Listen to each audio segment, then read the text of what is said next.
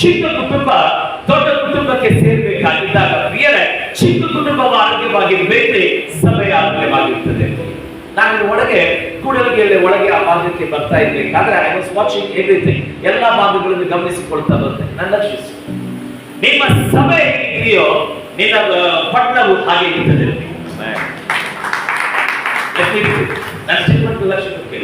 ನಿನ್ನ ಸಭೆ ಹೇಗಿದೆಯೋ ನಿನ್ನ ಪಟ್ಟಣವು ಹಾಗೆ ಇರ್ತದೆ. ನಿನ್ನ ಕುಟುಂಬ ಹೇಗಿದೆಯೋ ನಿನ್ನ ಸಭೆ ಹಾಗಿರ್ತದೆ. ನಿನ್ನ ಸಭೆ ಹೇಗಿದೆಯೋ ನಿನ್ನ ಪಟ್ಟಣ ಹಾಗಿರ್ತದೆ. ಎಷ್ಟು ಮಂದಿ ಹೋಗ್ತೀವಿ? ನಿನ್ನ ಕುಟುಂಬ ಆರೋಗ್ಯವಾಗಿರ್ತದೆ, ನಿನ್ನ ಸಭೆ ಆರೋಗ್ಯವಾಗಿರ್ತದೆ. ನಿನ್ನ ಸಭೆ ಆರೋಗ್ಯವಾಗಿರ್ತಂದ್ರೆ ನಿನ್ನ ಸಮಾಜ ಆರೋಗ್ಯವಾಗಿರ್ತದೆ. ಪ್ರಿಯರೇ, ಎಲ್ಲಿ ಕುಟುಂಬದಲ್ಲಿ ಸಮಸ್ಯೆ ಇದೆಯೋ ಅದು ಏನಾಗಿದೆ ಪ್ರಿಯರೇ, ಸಮಾಜಕ್ಕೆ ಪ್ರಭಾವ ಬೀರುವಂತದ್ದಾಗಿದೆ. ಯಾವಾಗ ಸಭಾಪಾಲಕರು ನನಗೆ ಇಲ್ಲಿ ಮಾತನಾಡಲಿಕ್ಕೆ ಹೇಳಿದಾಗ I literally prayed every day, ಪ್ರತಿ ದಿವಸ ನಾನು ಪ್ರಾರ್ಥನೆ ಮಾಡಿದ್ದೇನೆ ಪ್ರಿಯರೇ.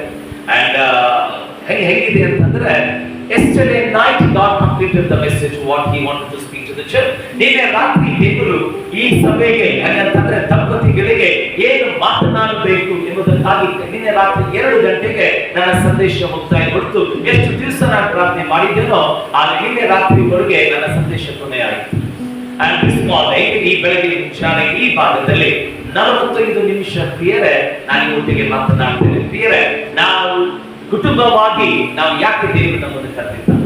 Okay, the purpose as we be the family. ಕುಟುಂಬವಾಗಿ ದೇವರು ನಮ್ಮನ್ನು ಯಾಕೆ ಕರೆದಿದ್ದಾನೆ? ಯಾಕೆ ಗಂಡ ಹೆಂಡತಿಯಾಗಿ ನಮ್ಮನ್ನು ಆತನು ಸೇರಿಸಿದ್ದಾನೆ? ಯಾಕೆ ನಾವು ಒಂದು ಕುಟುಂಬವಾಗಿ ಈ ಪ್ರದೇಶದಲ್ಲಿ ಇಲ್ಲದೆ ಬೇರೆ ಬೇರೆ ಪ್ರದೇಶದಲ್ಲಿ ನಮ್ಮನ್ನು ವಾಸ ಇಟ್ಟಿದ್ದಾನೆ ಪ್ರಿಯರೇ?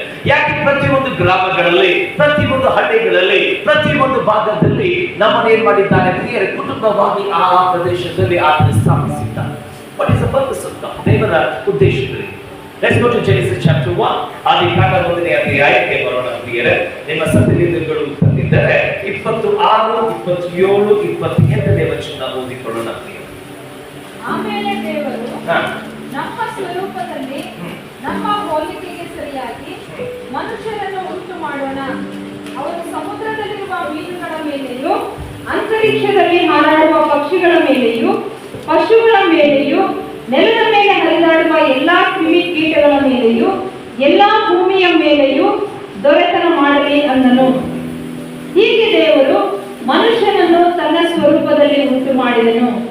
ದೇವರ ಸ್ವರೂಪದಲ್ಲಿ ಅವನನ್ನು ಉಂಟು ಮಾಡಿದನು. ಅವರನ್ನು ಗಂಡು ಹೆಣ್ಣಾಗಿ ನಿರ್ಮಿಸಿದನು. ಇದಲ್ಲದೆ ದೇವರು ಅವರನ್ನು ಆಶೀರ್ವದಿಸಿ, ನೀವು ಬಹು ಸಂತಾನವುಳ್ಳವರಾಗಿ ಹೆಚ್ಚಿರಿ, ಭೂಮಿಯಲ್ಲಿ ತುಂಬಿಕೊಂಡು ಅದನ್ನು ವಶ ಮಾಡಿಕೊಳ್ಳಿರಿ, ಸಮುದ್ರದ ಮೀನುಗಳ ಮೇಲೆಯೂ ಆಕಾಶದ ಪಕ್ಷಿಗಳ ಮೇಲೆಯೂ ಭೂಮಿಯಲ್ಲಿ ಚಲಿಸುವ ಎಲ್ಲಾ ಜೀವಿಗಳ ಮೇಲೆಯೂ ದೊರೆತನ ಮಾಡಿರಿ ಅಂದನು. ಲಕ್ಷ್ಯ ಕೊಡಿ. ನಾವು ಬಹಳ ಸಾರಿ ಈ ವಚನಗಳನ್ನ ಓದಿದ್ದೇವೆ, ಬಹಳ ಸಾರಿ ನಾವು ಸಭೆಗಳಲ್ಲಿ ಸಭಾಪಾಲಕರು ಪ್ರೀಚ್ ಮಾಡೋದನ್ನು ಕೇಳಿದ್ದೇವೆ. ಆದ್ರೆ ಈ ಸಾರಿ ನನಗೆ ಓದಿದಾಗ ದೇವರು ನನಗೆ ಇನ್ನೊಂದು ಭಾಗದಿಂದ ಅದನ್ನು ಮಾತನಾಡಲಿಕ್ಕೆ ಪ್ರಾರಂಭ ಮಾಡಿದ್ದ. ದೇವರು ನನಗೆ ಹೇಳಿದ ಏನಂತಂದ್ರೆ, ಒಂದು ಕುಟುಂಬವು ಏನಾಗಿದೆ ಪ್ರಿಯರೇ, ಸಾಧಾರಣವಾದಂತಹ ಕುಟುಂಬವಲ್ಲ. ಯಾವಾಗ ದೇವರು ಒಂದು ಗಂಡು ಒಂದು ಹೆಣ್ಣನ್ನು ಕೂಡಿಸುತ್ತಾರೋ, ನಾನು ಲಕ್ಷಿಸ್ರಿ, ದೇವರು ಒಂದು ಗಂಡು ಹೆಣ್ಣನ್ನು ಕೂಡಿಸುತ್ತಾರೋ ದಟ್ ಮೀನ್ಸ್ ಅದರ್ಥ ಏನಂತಂದ್ರೆ ಈ ಏನಾಗಿದೆ, ಒಂದು ಉದ್ದೇಶವಿದೆ. ಈಗ ಈ ವಚನಗಳು ಓದಿದಾಗ ಬೈಬಲ್ ಹೇಳ್ತದೆ, ದೇವರು ಆದಾಮನನ್ನು ಸೃಷ್ಟಿ ಮಾಡಿದ ಮೇಲೆ ಎಲ್ಲಾ ಪ್ರಾಣಿಗಳನ್ನು ಆತನ ಏನ್ ಮಾಡಿದ, ಆತನ ಮುಂದೆ ತಂದಾಗ ಆತನಿಗೆ ಸರಿ ಬೀಳುವ ಸಂಗಾತಿಯು ಸಿಗಲಿಲ್ಲ ಅಂತ ಹೇಳ್ತದೆ.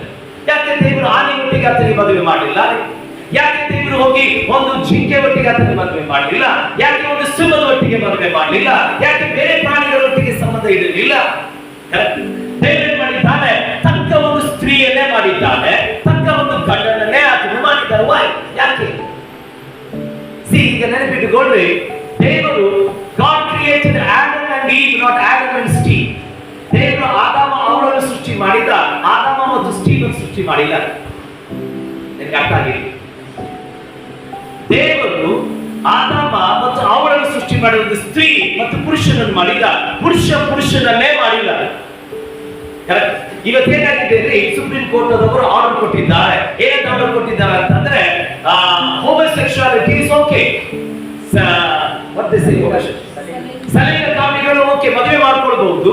ನಿಮ್ಗೆ ಏನ್ ಮಾಡಬಹುದು, ಲೈಂಗಿಕವಾದಂತಹ ಸಂಬಂಧಗಳು ಇಟ್ಕೊಳ್ಬಹುದು, ಇದೆಲ್ಲ ಒಳ್ಳೆಯದು ನಡೀತದೆ. ಸುಪ್ರೀಂ ಕೋರ್ಟ್ ಆರ್ಡರ್ ಕೊಟ್ಟಿದೆ. ಅದಕ್ಕೆ ಆಟ ನಿಂತಿದ್ದು ನೆನಪಿಟ್ಕೊಳ್ರಿ, ಅದಕ್ಕೆ ಆಟ ನಿಂತಿದ್ದು ಸಭೆ ಅಲ್ಲ, ಸಭಾ ಪಾಲಕರಲ್ಲ, ಒಬ್ಬ ಅನ್ಯ ವ್ಯಕ್ತಿಯಾದ ರಾಮದೇವ್ ಬಾಬಾ ಅವರು ಏನ್ ಮಾಡಿದ್ರು ಗೊತ್ತೇ, ಅದು ನಿಯಮದ ವಿರುದ್ಧವಾಗಿ ನಿಂತಿದೆ ಅಂತ ಹೇಳಿ ಮಾತನಾಡಿದ್ದೇನೆ ಅಂತ ನಿಂತಿದ್ದು ಯಾರು ಗೊತ್ತೇ, ಒಬ್ಬ ರಾಮದೇವ್ ಬಾಬಾ ಅವರು ಆಟ ನಿಂತಿದ್ದು. ಸಭೆಗಳೆಲ್ಲ ಹೋದ್ರು ಯಾವಾಗ, ಯಾಕೆಂದ್ರೆ ಸಭೆಗಳು ನಮ್ಮ ಉದ್ದೇಶಗಳು ಮರೆತುಬಿಟ್ಟಿದ್ದೇವೆ. ಕುಟುಂಬವಾಗಿ ನಮ್ಮನ್ನು ಯಾಕೆ ದೇವರು ಸೇರಿಸಿದ್ದಾರೆ, ಯಾಕೆ ನನಗೆ ಈ ಧರ್ಮ ಪತ್ನಿಯನ್ನು ಕೊಟ್ಟಿದ್ದಾರೆ, ನಾವು ಕುಟುಂಬವಾಗಿ ಏನು ಮಾಡಬಹುದು ಎಂಬುದಕ್ಕಾಗಿ ನಾವು ಅದನ್ನು ಮರೆತು ಬಿಟ್ಟಿದ್ದೇವೆ. ಸಭಾಪಾಲಕರು ಹೇಳ್ತಾ ಇರ್ಬೇಕಾದ್ರೆ ಲಕ್ಷ್ಯ ಕೊಟ್ಟು ಕೇಳ್ತೇನೆ ಏನಂತಂದ್ರೆ, because we don't have a proper foundation, ನಮಗೆ ಸರಿಯಾದ ಬುನಾದಿಗಳು ಇಲ್ಲದ ಕಾರಣ ನಾವೇನಾಗಿದ್ದೇವೆ ಪ್ರಿಯರೇ, ಎಲ್ಲೋ ಒಂದು ಕಡೆ ನಾವು ಏಳಿಬಿದ್ದೇವೆ. ಈಗ ನೆನಪಿಟ್ಕೊಳ್ರಿ ಪ್ರಿಯರೇ, ನೀವು ಇಬ್ಬರು ಏನ್ ಸೇರಿದ್ದೀರೋ ನೀವು ಸಾಧಾರಣವಾದಂತ ವ್ಯಕ್ತಿಗಳಲ್ಲ.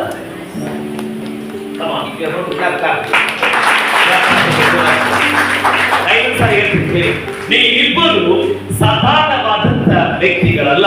You can do amazing things. ನೀವು ಆಶ್ಚರ್ಯಕರವಾದಂತ ಸಂಗತಿಗಳು ಇಬ್ಬರೇ ಕೂಡಿ ಮಾಡಬಹುದು.